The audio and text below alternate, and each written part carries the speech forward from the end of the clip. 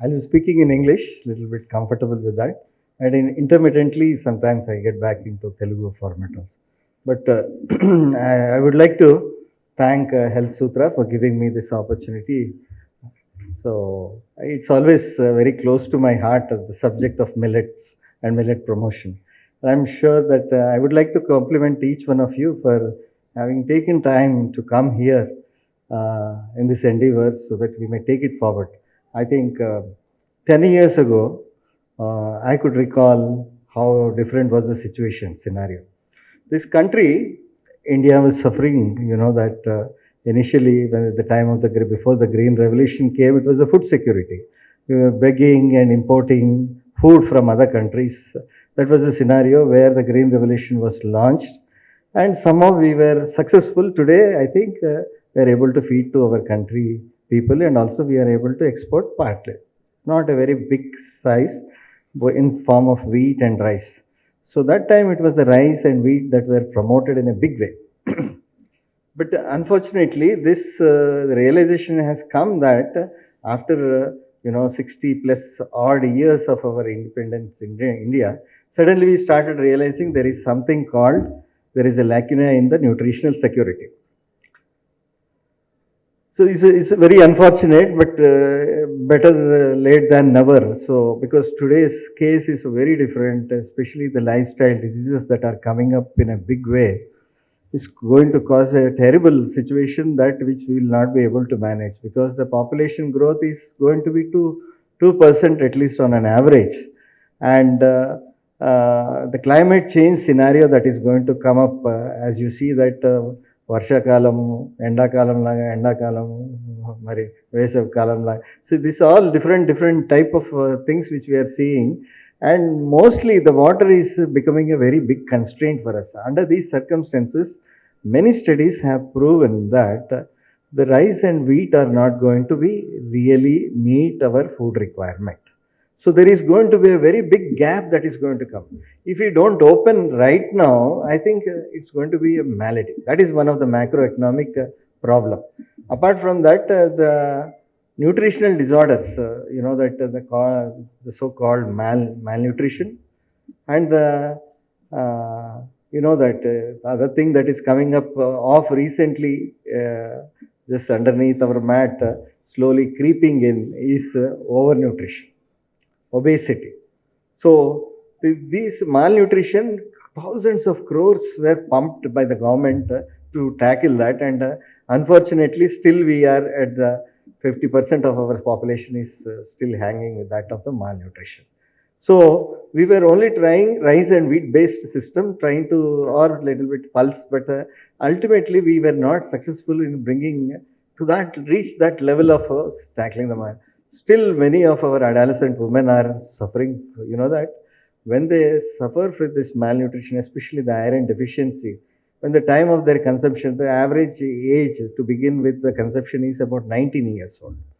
So by that, most of our rural women are nearly not readily nutrition ready to conceive a baby.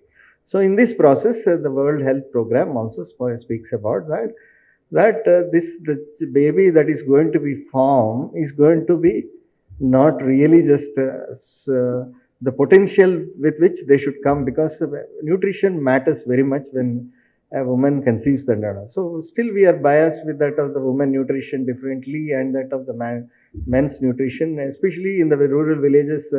అబ్బాయి అంటే 2 గుడ్లు వేయాలి, అమ్మాయి అయితే లేకపోయినా పర్వాలేదు. So this sort of a discrimination, still it is causing a lot of problem and all those things. And we are not really just trying to see that how we can bring in that sort of a education also that it is there. In this context, I would like to superimpose millets and try to tell you about what is the macro scenario. These are the problems. Of course, Madam was dealing very nicely in Telugu. Perhaps I may not match her Telugu, but then I would like to tell you that, see, there is the hidden hunger. Hidden hunger అంటే ఏంటంటే బయటికి చూస్తే కనిపిస్తే బాగానే ఉంటాం, లోపల hour system is lacking it has lot of deficiency in terms of micronutrients. ఇది తెలియక మనం ఏమనుకుంటామంటే ఎవ్రీథింగ్ ఈస్ ఓకే అనుకుంటాం, కానీ but slowly it will lead to that protection, that what body protection against the resistance and other aspects also are affected. And eventually we see that also the lifestyle diseases creeping in a big way with this nutrition. So one of the biggest challenge that we have today in India is not only in India, elsewhere also. Of course, one survey said that the biggest challenge is to change the behavior. Human behavior is very important, and see, first they rated that sexual characters, sexual behavior cannot be changed so easily. That is one of the most toughest thing. And they say the second one is the food habits. So now the challenge is very big for us, how to bring in change. But as he was telling that, I remember in 2007, 8 and all those things, we were going and putting a counter in front of our KBR park, making dosas, idlis and telling people. Very few people were buying our idea, but we could not reach much. But every Sunday we were there and all. But today the audience is bigger. The things are changing it. So that gives me a lot of hope to see that. And now when you see that, this how we can superimpose millets with that of the nutritional security, malnutrition, and that of the undernutrition, as well as overnutrition, and as well as that of the hidden hunger. So you see that millets can be a real good alternative for all these things. Here I am not an advocate of complete substitution of millets with that of the other grains.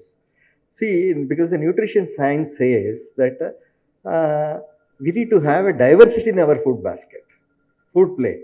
We need to have completely different types of, but we were only putting somebody, my friend from, while I was doing my PhD in Delhi, they used to mock at me. Arey, you Andhra guys, you Telugu guys eat mountains of rice. So I used to feel very offended, but that's very true if you get into that. So that's the reason the lifestyle diseases, we are the diabetic capital of India, especially this pre-bifurcated Andhra Pradesh had that distinction, and Hyderabad is known for that. So these are the distinctions, dubious distinctions which we are going through, but we need to tackle. When the millets comes, millets, okay, if you think that it is going to address the various gamuts of our life and all those things. Some of them are being dealt already, but what I want to tell you is that what is the total production of millets in this country? It's 16 million tons. What are the millets? 8 millets we have. There are major millets like jowar, bajra, ragi, and we have also minor millets. What I say that all the 5 minor millets, and the recent entry is the brown top millet, andu corral. So first 3 jowar, bajra, ragi comprises about 95-96% of the total production.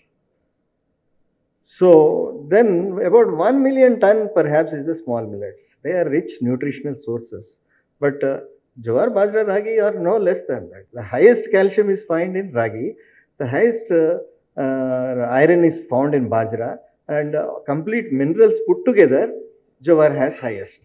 So we cannot really just demark them and all to see that. So how many? So there is the advocacy has to be that as a complete millet thing. There is nothing like 5 or 8, all millets, whatever it is. And in addition to that, any other nutri-gain that can be brought into the plate, so that our major problems of malnutrition, hidden hunger and obesity can be tackled. So we can be passionate, but in this context we have to have a cautious. There is no single grain which is Jivamrutam. Every grain has positive and negative side of it. Madam rightly told a very balanced view that there is not much difference in your protein, and that but if you can magnify, you can magnify and all those things. But the problem here is the processing. See what happened when you talk about wheat, it is only maida. But when you compare with the maida, these things, see, even if you process the millet, still our study has proven that after processing also, they still have a better values, nutritional values, than that of rice and wheat. So that is the little superiority part of it. Because over processing also is one of the things.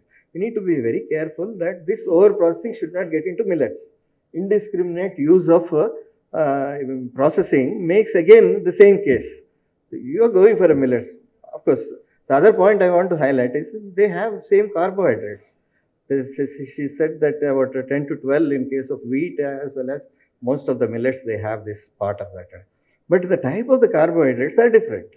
So the type of carbohydrates, as Prasad Garu was telling that, they are slow releasing. So slow releasing means that makes your, it regulates hunger and you can stay with that. So you will never end up overeating also. So that obesity problem also can be tackled.